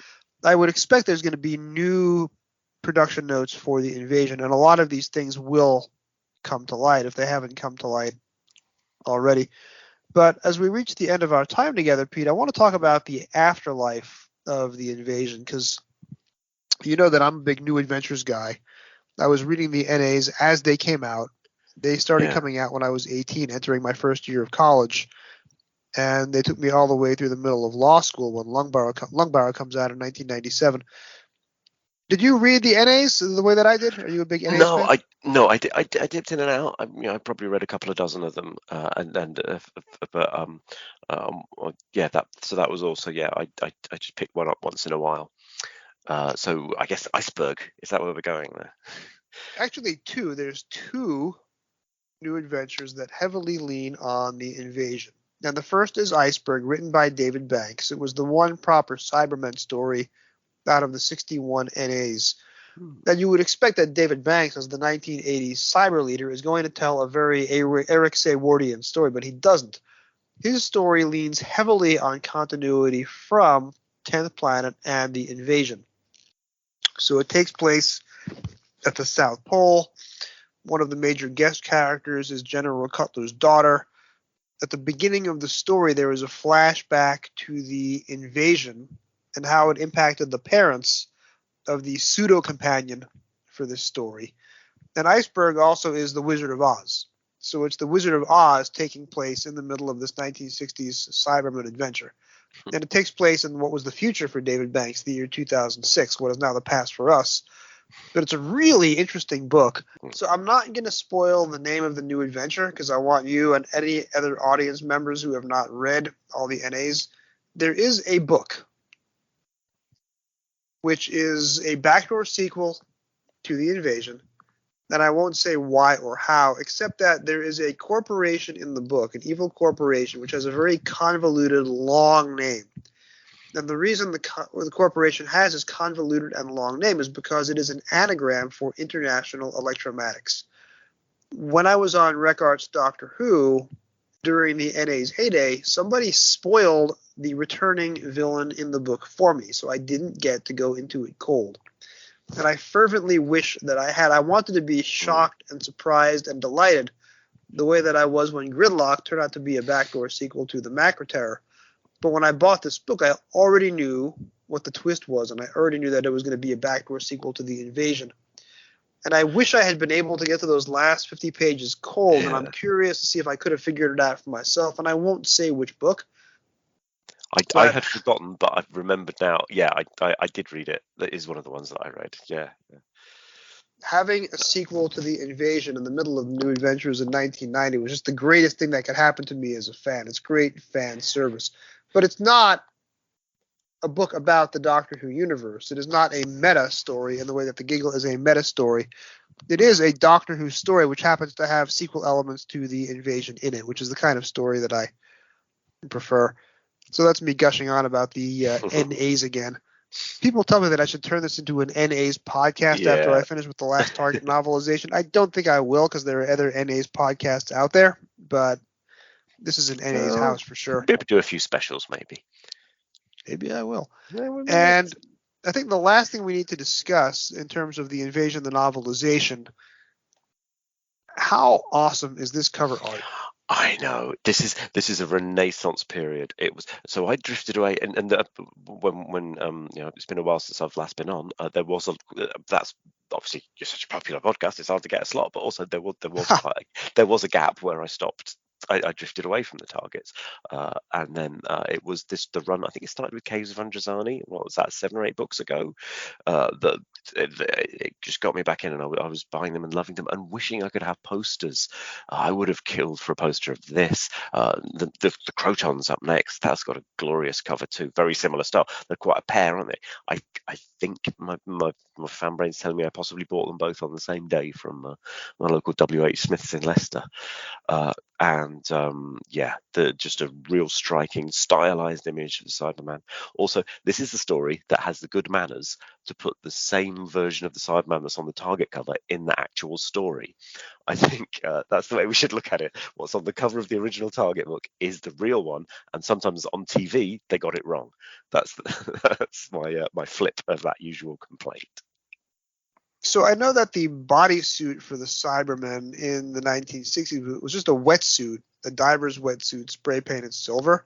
But as Andrew Skilleter painted, it looks so good. It looks fully metallic, and it's, for my money, it is the best Cyberman helmet because my first Cyberman story was Revenge of the Cybermen, which features the same helmet. So for me, that is the cyber costume, and everything else is a pale imitation. You have the black cover, you have the orange neon tube logo. It's always a good idea to have orange as your color. And then, of course, the orange unit badge is a nice way of telling us who is the secondary characters in the story. And a sideman with a flamethrower. Yeah. I mean, that's gonna be. This is gonna be, and that's a great way of selling it, to the Earthshock generation as well. This is an action story. This is Doctor Who can be all kinds of things, but this time they're going to go into battle in this one. And it absolutely delivers. It really suits the what's actually between the pages. So, does the invasion belong on a list of the top 60 Doctor Who stories of all time? Oh yeah, definitely. Yeah, definitely. Is the invasion on your list of the top 60 Doctor Who stories of all time? Yeah. Now, when did I should have checked before I came on. I can't remember, but yes, I'm sure it definitely is. Yeah, probably top 40. If somebody has not seen the invasion, and given the demographics of this show, I think that's impossible. But if I have an audience member that has not seen the invasion, do you recommend that they stop the podcast, go on eBay, order the DVD, watch the DVD, and resume listening to the episode? Absolutely, and watch it in installments. It isn't meant to be a 4-hour long movie. The animations are fantastic. They are clearly the most big budget animations. They're done by Cosgrove Hall, who are just animation giants over here, and they totally go for that film noir look. It's a really good, strong example of Doctor Who being one very specific genre of thing, which is what Doctor Who's all about, doing all the genres. All right, Pete, well, stick around after the recording, and I'll see if I have an open slot during the last 60 or so episodes of the show to put you in. We are more than halfway through the natural life of the podcast, but I do want to have you back one more time. And where else can our audience members find you? I know you mentioned Maximum Power, which is the Blake's 7 podcast, but where else might you be on the interwebs? That's and you can find Maximum Power podcast. It's Maximum Power Pod on Twitter. I'm Prof_quite a mess on Twitter. Do say hello if you want to talk about Doctor Who. And of course, Trap One podcast. I've got one coming up there quite soon. We're reviewing the season 20 box set in a couple of weeks' time. That will be out over the festive period at some point. So And by we also mean me, because I will also be in that recording. We're on that one together, aren't we? Yeah, brilliant. If there is a classic series Blu-ray, I must talk about it. I even ordered the Region 2 UK release rather than waiting for the American release, because I wanted to watch that ASAP. All right, Pete, once again, thanks so much, and I hope to have you back on here before this podcast goes the way of Tobias Vaughn on Packer. I'm sure it's got life, a lot of life in it yet.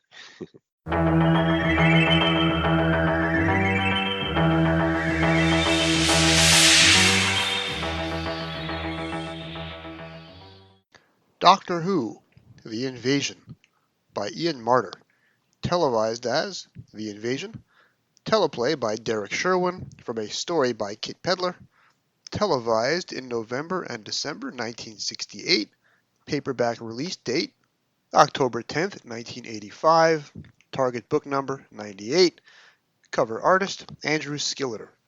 Materializing in outer space, the TARDIS is attacked by a missile fired from the dark side of the moon. Back on Earth, the newly formed United Nations Intelligence Task Force, led by Brigadier Lethbridge Stewart, is disturbed by a series of UFO sightings over southern England. Meanwhile, a large consignment of mysterious crates is delivered to the headquarters of International Electromatics, the largest computer and electronics firm in the world. 3 seemingly unconnected events, but in reality, the preparations for a massive Cyberman invasion of Earth, with one aim: the total annihilation of the human race. We've discussed Ian Marter's writing style several times on this show before. Most recently in the controversial episode 86, where Fraser Gregory joined me to celebrate the Dominators, and I joined him to do the opposite of celebrating. Though we both agree, Marter does much to make that book work. The Invasion is one of Marter's more controversial target outings, so let's focus on what he does differently in print versus TV, bearing in mind he has the color camera of the mind's eye, an unlimited budget, and the ability to use words that would not be heard on the BBC in 1968. This book goes all the way to page 159. Of recent vintage, only the Terminus novelization, episode 79 of this program with Stephen Alexander, going that far, where page 144 is pretty much where the longest Target books end, starting with about 1976 or so. But Invasion is an 8-part story, and does demand a little more print space. The 3-page prologue is vintage Martyr, lots of attention paid to the Troughton Doctor's physicality, with 2 references to his, quote, grubby or threadbare clothing, as well as to all the Doctor's tics, mutterings, and physical coordination, as he attempts to divert the TARDIS from the course of a hostile missile fired from the mysterious far side of the moon. Oh, and if you listen to that sentence carefully, you'll notice the surfeit of adjectives. Martyr definitely uses 10 words whenever 3 will do.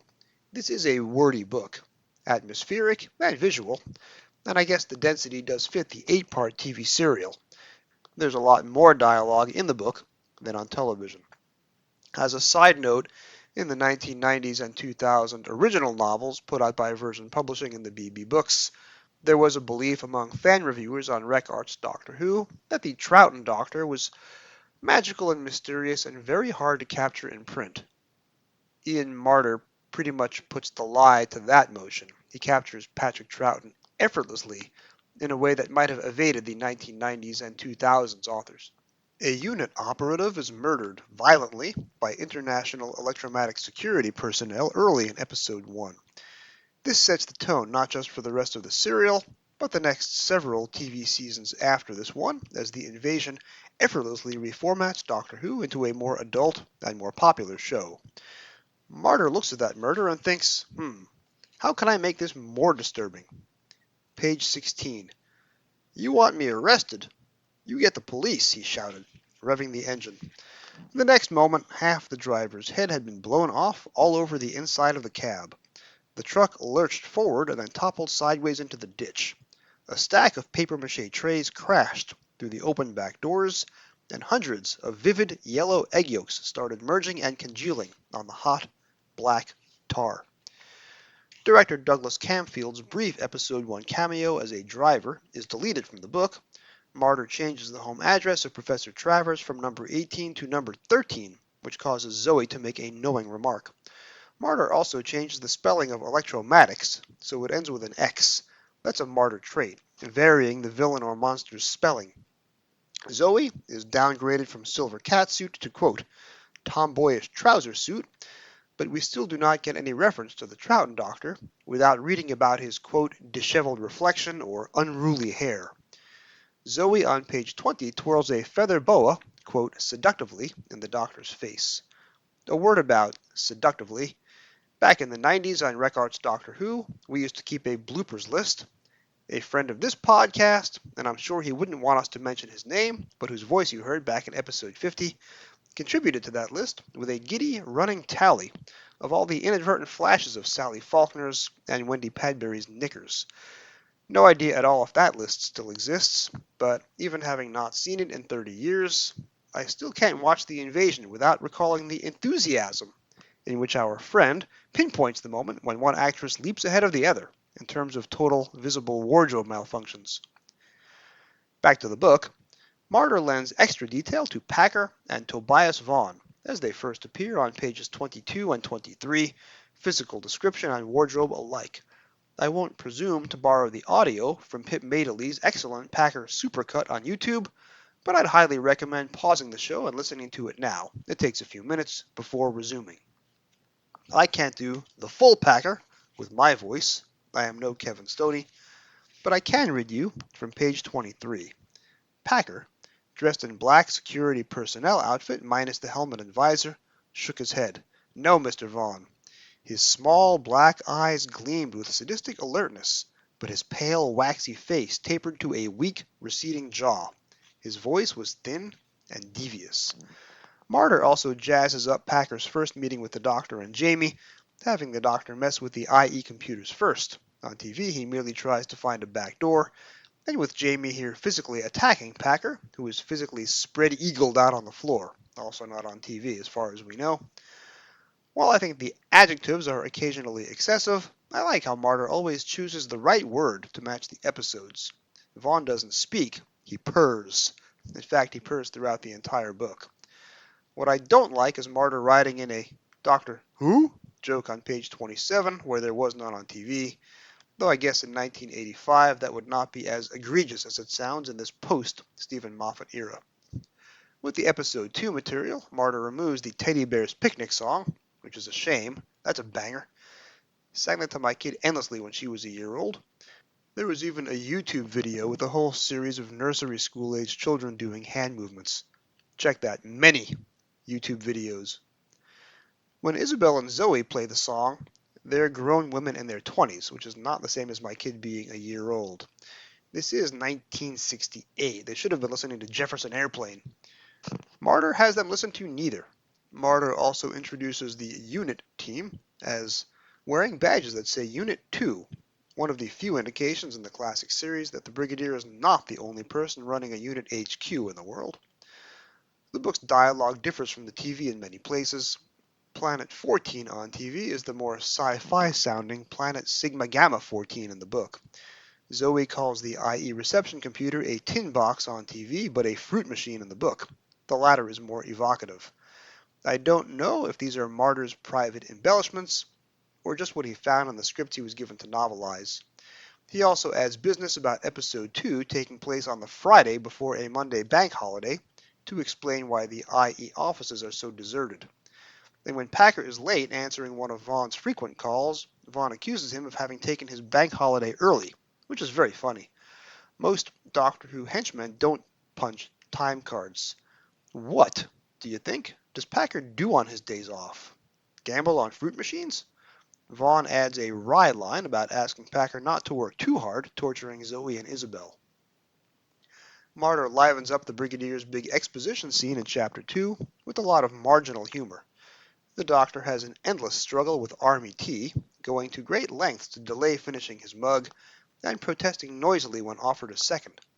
The unit agent who dies in a puddle of spilled eggs in Episode 1 in the book is only given the positively Bondian code number 013, the second Martyr book with an obvious Bond reference. The chapter concludes with a terrible joke about, do we need a lift to IE headquarters? No, certainly not. We'll call a taxi. Ugh. On television, in Episode 3's first scene, Packer shoves Jamie. That's civil. In the book, he smacks Jamie hard enough across the face to draw a bloody nose. Martyr also adds more detail to remind us that the Brigadier has a hard time hearing various radioed-in field reports, as Unit HQ is situated aboard a plane that's constantly in motion, a locale that won't be revisited again until the new series, decades later. Martyr adds a beat where the Doctor silently glares at Packer until the latter says please, and adds more physical comedy to the scene where the Doctor realizes that his conversation with Professor Watkins is being monitored by a video camera hidden in a ventilation grill, loudly blowing his nose or wheezing whenever the Professor tries to mention the TARDIS, as well as adding some verbal wordplay, the Doctor ostensibly talking to the Professor, but really talking to a watching Vaughn, as he disables the camera with a magnet, whereupon Vaughn echoes those same words back to the Doctor, as he later removes the magnet, wordplay we don't get in the otherwise identical TV scenes. Packer on page 61 is, after being tricked by the Doctor and Jamie yet again, described as having a, quote, cheese-colored forehead. Now, Ian Martyr has written many powerful sentences and paragraphs in his time. This is not one of them. Is there a single unified color for cheese, even? On TV, the Doctor and Jamie descend from the roof of one of the IE compound buildings by fire escape, together. Martyr decides to make this prosaic bit of plotting even more cinematic. Quote, page 62.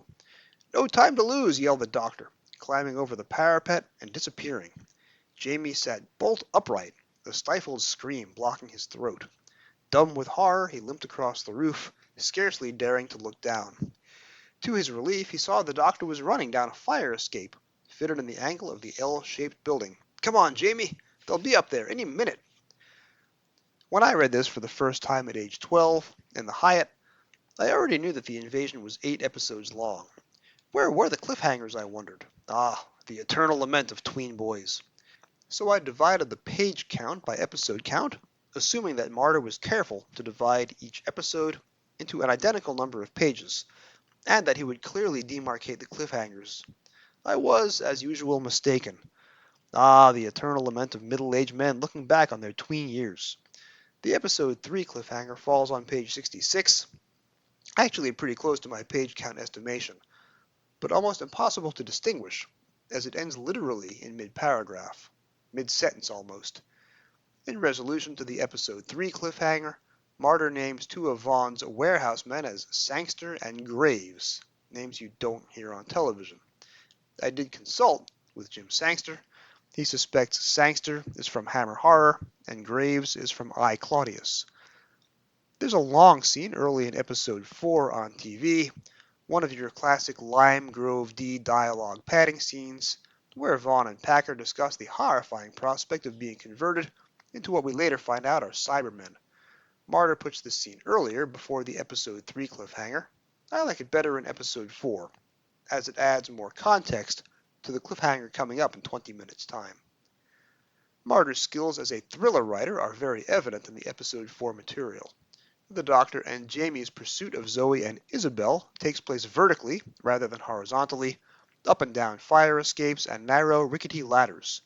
There's added comedy beats, as the Doctor can't quite ever say over and out properly on his unit walkie-talkie. And Zoe references the surveillance camera in her and Isabel's makeshift prison as Big Brother, a 1984 reference not found in 1968.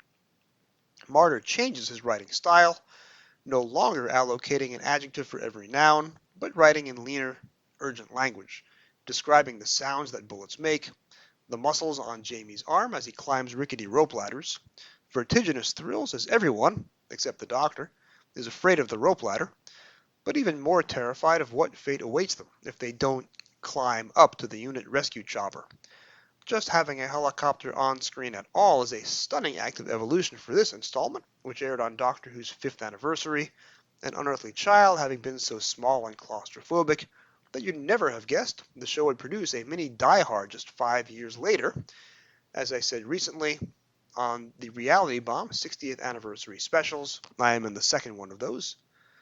Martyr briefly breaks with continuity and calls the Doctor a Time Lord, bottom of page 81.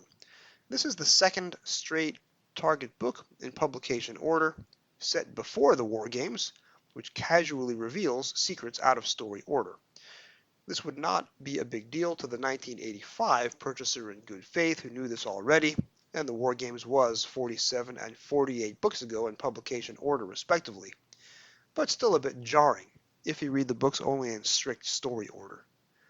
And then we come to the episode 4 cliffhanger.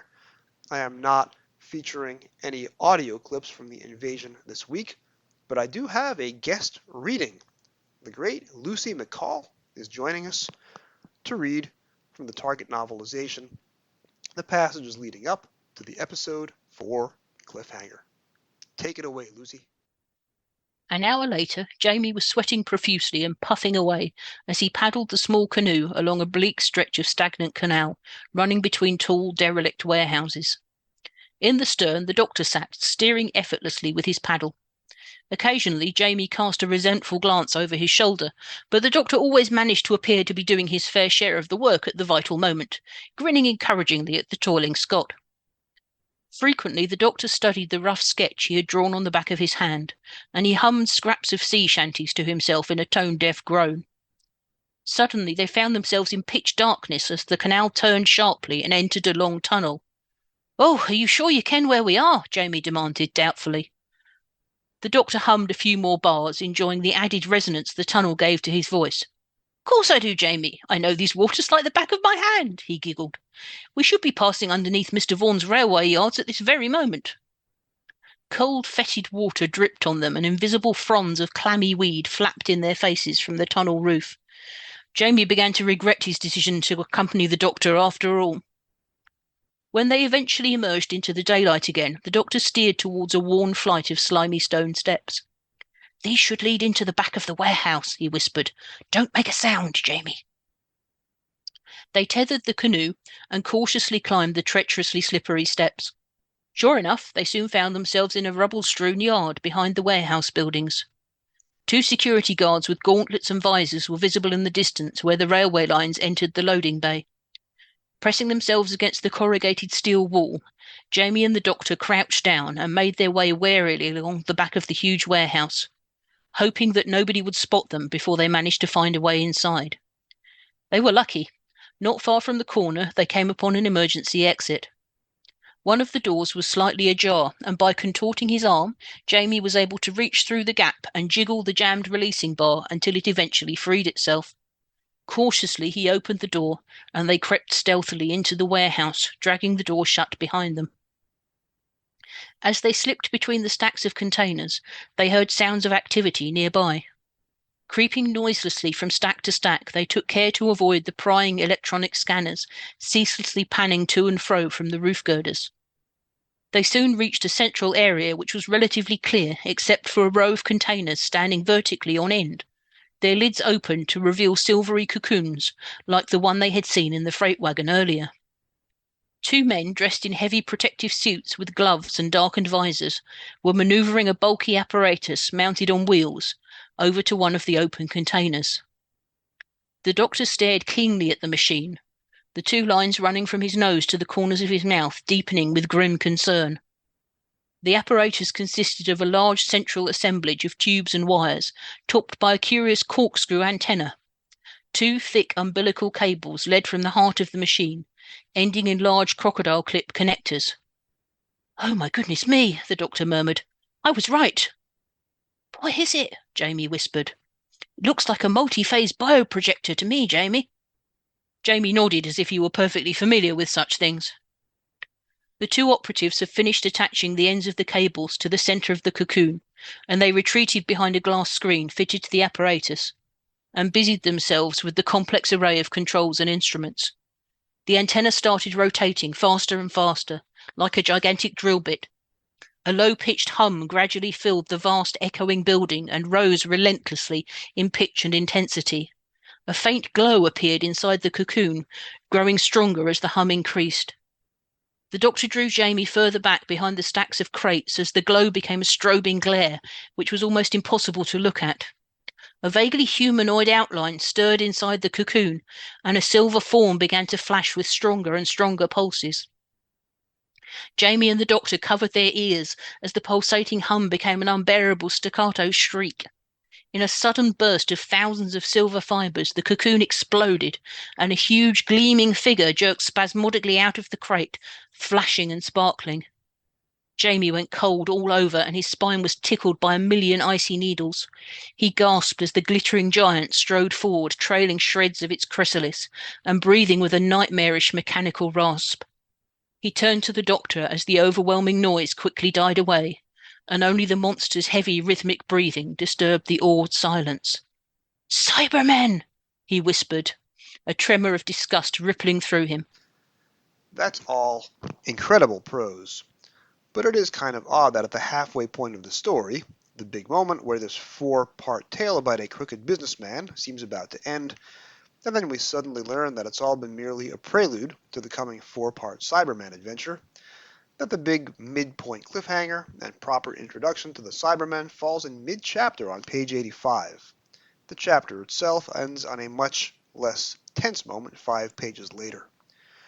Martyr explores human emotions in each scene.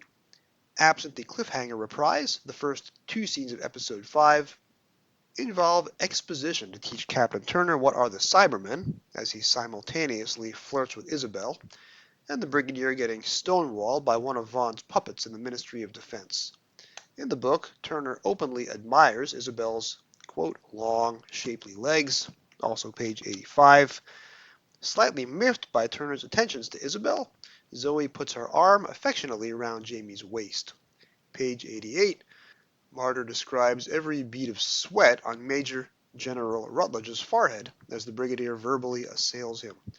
Page 89, Packer adds a hell to TV's "What was the matter with him?" In the next scene, as Vaughn typically abuses Packer verbally, the book chapter ends with, quote, Packer's resentment seeped away to collect like poisonous pus in a festering boil. You wouldn't exactly wear that sentence on a t-shirt. Don't get any ideas, Jim Sangster. But there's no mistaking what Packer's feeling at that exact moment. Terence perhaps might have put it a little more dryly. Pages 95 through 99 are the most important pages of the book, not in terms of plot, but in terms of understanding Ian Marter the writer. This is not some hack benignly typing up TV scripts into book form for an easy paycheck. Though, of course, if you're a regular listener to this podcast, you are not the kind of person who would think that anyway. No, Marter has either literary training or is a very apt student. He uses the five senses expertly, unlike most other Target writers. His two books before this were the Cyberman epic Earthshock and the second Doctor Horrific Misfire, or, if you're Fraser Gregory or Andrew Smith, all-time classic, The Dominators. In the former, Ian told us what the Cybermen sounded and smelled like. In the latter, he applied similar senses to the world of Dulcus, turning it from silly and flat into visceral and frightening. Here, Vaughn's head technician, Gregory, has scrawny arms. He mumbles. He screams. He says things timidly or hesitantly, all in 3 pages. The Cyberman awakes with a piercing, undulating whine, and utters grating, guttural cries of distress, leaks sickly, oily emanations that almost cause Packer to retch. Marter has Packer cinematically direct battalions of Cybermen into the sewers, and grinning with delight at what he believes are disciplined, obedient monsters. But most important of all is the death of Rutledge, neither shown or even suggested on TV, where the character vanishes halfway through episode 5. And we heard from Pete earlier that this material was scripted and filmed, but cut for the final broadcast. In the book, Marter has Rutledge come to his senses and pull a gun on Tobias Vaughn. And then Vaughn does this, page 95. Now, turn the gun around and point it at your chest. Rutledge uttered plaintive little whimpering noises as he watched his trembling hands turning the weapon round towards his own body. Tears of frustration ran down his cheeks as he fought to resist Vaughn's implacable will. Now, fire! Rutledge's whole body shook with violent tremors, as if it were acting totally independently of his mind. Vaughn winced as a deafening crack split the air. Rutledge remained standing like a waxen dummy for several seconds. Then he vomited a stream of blood and pitched forward onto his face at Vaughn's feet. Shaking his head at the mess on the carpet, Vaughn strolled over to his desk and unlocked the doors. This is a controversial scene, but it's true horror. Something to stimulate the morbid imagination or make the squeamish reader lose sleep for a couple of nights. It's demented and twisted, but it's excellent writing. This is exactly the sort of thing we go to books for, to make us feel more than we might feel walking through our daily lives. The end of Chapter 6, pages 102 and 103, show a lot more of Corporal Benton, though Marter, of course, is writing from the far side of the unit era, and with much more knowledge of what John Levine was going to do in the role in the years to come that Derek Sherwin, writing in 1968, is not yet aware of and will not be involved in. In this scene, the Brigadier suggests that Benton's been bamboozled by the fairer sex, and not for the first time. He, quote, shouts acidly at a, quote, sheepish Benton, and, quote, turns purple with rage as he threatens Benton's career. Exactly none of this is on TV in episode 5, other than Benton driving the girls to the sewer manhole cover and getting a call from the Brigadier to retrieve them. Now, I don't want to say that Ian Marter enjoys writing death, but check out page 108. Corporal Benton stood indecisively beside his jeep, staring into the open manhole, his stomach turning at the smell of burnt human flesh rising from the shaft, and his ears ringing with the policeman's dying screams. A second jeep carrying Captain Turner, the sergeant, and 2 privates rounded the corner and squealed to a halt next to him. Benton gave Turner a brief report, and Turner immediately led his squad cautiously down the rickety metal rungs into the shaft. They averted their faces as Turner's flashlight picked out the young constable's scorched remains a few meters along the tunnel. The gaping, terror-stricken face was puckered like shriveled polythene. Ugh. Martyr is not above fixing things either. The episode 5 cliffhanger resolution is one of those silly Doctor Who tropes that involve monsters not realizing that the companion is cornered and sauntering benignly away instead of going in for the kill. Here Zoe says, page 109, quote, Riley, the next lot might not be so short-sighted. On TV, Private Perkins dies a coward's death, shot by Cybermen while running away. Martyr on page 110 kills Perkins instead while attempting to activate a grenade. Martyr's vision is much more dramatically satisfying. On page 115, during the print version of the excellent TVC where Professor Wykins shoots Tobias Vaughn at point-blank range, but Vaughn merely laughs it off, Martyr realizes that a scientist like Wykins likely would not have perfect aim, so has a few stray bullets smash into lamps at video screens. You see, Martyr never stops thinking about why things happen the way they do in scripts, and how that might translate into the real world. Similarly, the markedly unsuccessful off-screen rescue of Professor Watkins, followed by a stunt double for Ian Fairbairn's Gregory being shot in an entirely different location where Fairbairn was standing a second before, one of the few inept moments in any Douglas Camfield-directed episode, is rethought on page 17 as a full-page action sequence, with Gregory instead dying while trying to shoot a fleeing Professor Watkins in the back. And to be fair, I believe Martyr is adapting the script, which there was just no money to film. Jamie sleeps through a chunk of episode 6. Martyr says, that's not dramatically interesting, so gives Jamie a creepy one-sentence dream. Quote, frantically, Jamie struggled to shake himself free as the repulsive creature began to devour his foot. He woke with a start to find that Zoe was tugging his arm. Less successful is the episode 6 cliffhanger, crammed onto the bottom of page 124 and absent all the Camfield-directed shots of the Cybermen stalking past London landmarks or down the steps of St. Paul's. Martyr has every scene in the book focused directly on a named character, and nothing happens unless one of them observes it. So all such TV shots that in universe have no clear observer are deleted. This makes for good fiction perhaps, but it also means that one of Doctor Who's most lasting and iconic images, recycled wholesale into Stephen Moffat's script for Dark Water in 2014, for example, is nowhere to be found in the novelization. Heightened drama early in the episode 7 material, as Vaughn challenges the cyber planner yet again. It buzzes alarmingly, and presumably overheating smells like hot plastic. Later in the same scene, Vaughn on TV tells Packer to collect Professor Wykins, presumably under cyber control, but in the book warns Packer angrily that it's his last chance. In the next scene, page 128, it's implied that Packer, sensing that Vaughn has lost control of the invading cyber forces, considers shooting his boss before deciding to obey instead. Wow. On page 131, the Brigadier dispatches Captain Turner to Russia and the, quote, Nicourtney Space Center. That name is a Martyr invention and a nod to, of course, Nicholas Nick Courtney himself, as is the Chapter 10 title, The Nick of Time. Less felicitous is Packer on page 134, calling the Doctor by a minor swear word, an insertion about as controversial as Major General Rutledge vomiting up a stream of blood earlier. The insertion of the word doesn't bother me, though you also note that I'm not saying it. Speaking of which, after the episode 7 cliffhanger, Vaughn, quote, shrank into a spiteful, whining dwarf, a turn of phrase that would never get past an editor today. Packer dies on page 145. Not Peter Halliday's last Doctor Who appearance, fortunately.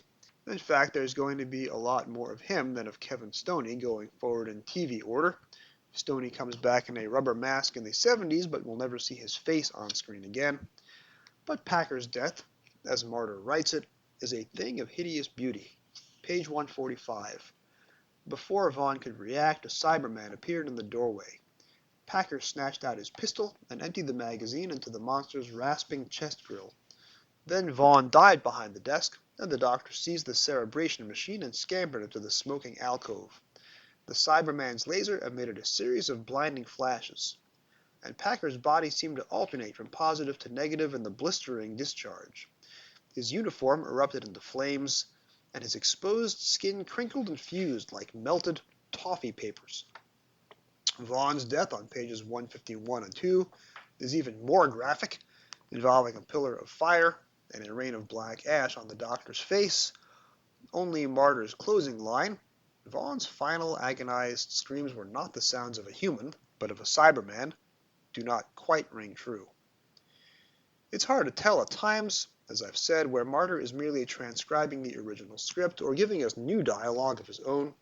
On page 147, in a line not heard in episode 8 on TV, the Brigadier kills Captain Turner, who's in Russia. An American warhead stuck onto a Russian missile. There's hope for the world, if only we can save it now. That definitely sounds like Martyr writing from 1985, as opposed to copying something Derek Sherwin wrote in 1968. Ian Martyr, the best Cold War spy novelist you've never heard of. There's a dreadful pun on page 153, building on the TV scene where Isabel uses the assault on Vaughn's warehouse as an opportunity to use the Doctor as an impromptu model. The Brigadier, "When you are quite ready, Doctor, we have an invasion on our hands." The Doctor, "Oh, really, Brig? It looks like soot to me." Martyr comes back to the five senses every few paragraphs.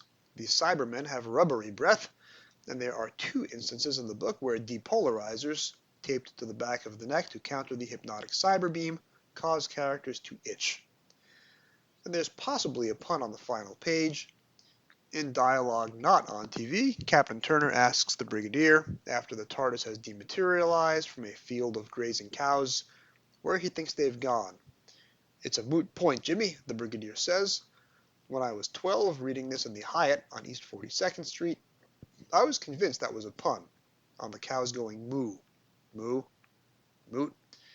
Now, at page 50, I'm not so sure. I don't think it's a pun, but I certainly would not put it past Ian Martyr. I wouldn't put anything past Ian Martyr, one of the best Doctor Who writers there ever was. Next time on Doctor Who Literature, next Sunday is Christmas Eve. The Sunday after that is New Year's Eve.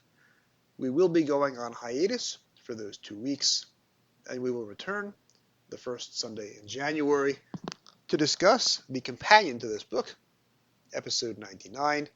Jim Sangster is back, and we're going to become companions of the Crotons.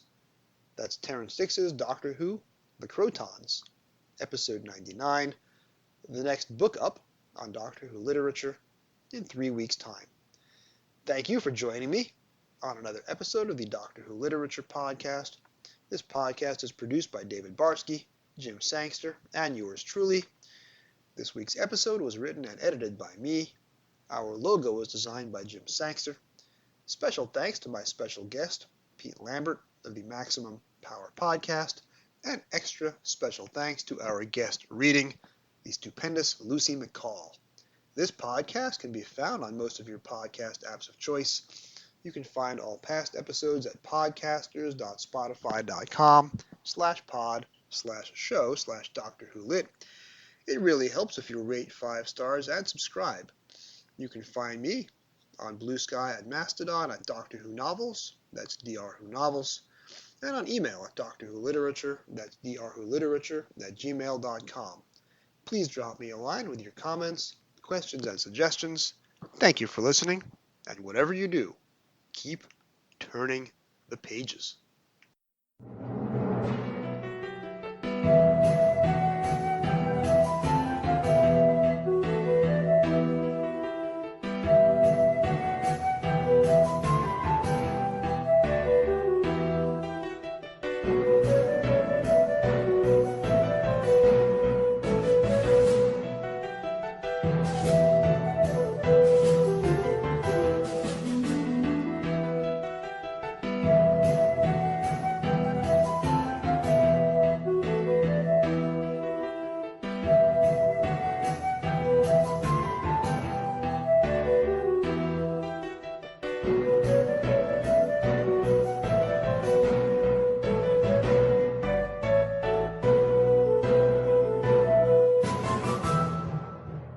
Direction point! Direction point! A Doctor Who podcast network.